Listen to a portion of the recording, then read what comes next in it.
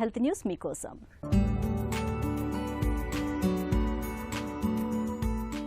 వయసు పెరుగుతున్న కొద్దీ మహిళల్లో అండాల ఉత్పత్తి తగ్గుతూ వస్తుంది. దీంతో సంతాన సాఫల్యత అవకాశాలు కూడా తగ్గుముఖం పడుతూ ఉంటాయి.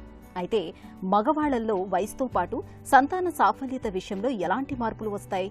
ఈ దిశగా లండన్లోని కింగ్స్ కాలేజీ, యూకే ట్విన్స్ సంస్థలు కలిసి ఒక అధ్యయనం నిర్వహించాయి. మగవాళ్లలో వయసు పెరుగుతున్న కొద్దీ వీర్యకణాల కదలికల్లో వేగం మందగించడం, వాటి సంఖ్య తగ్గిపోవడం జరుగుతుంది. వాటికి తోడు DNA ఎర్రర్స్ అనేవి కూడా తలెత్తుతున్నట్లు పరిశోధకులు గుర్తించారు. అంటే జీవనశైలిలో వచ్చిన మార్పులు, పెరుగుతున్న వయసు కారణంగా వీర్యకణాల్లో ఆక్సిడేటివ్ స్ట్రెస్ అనేది ఏర్పడుతుంది.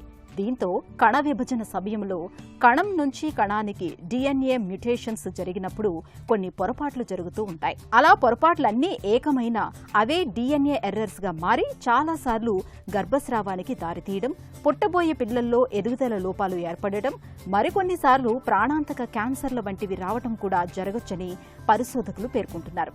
అదే చిన్న వయసు మగవారిలో ఈ DNA ఎర్రర్స్ అనేవి చాలా తక్కువగా ఉండి పిల్లల్లో ఇలాంటివి అనారోగ్యాలు వచ్చే సమస్య తక్కువగా ఉంటుందని శాస్త్రవేత్తలు చెబుతున్నారు.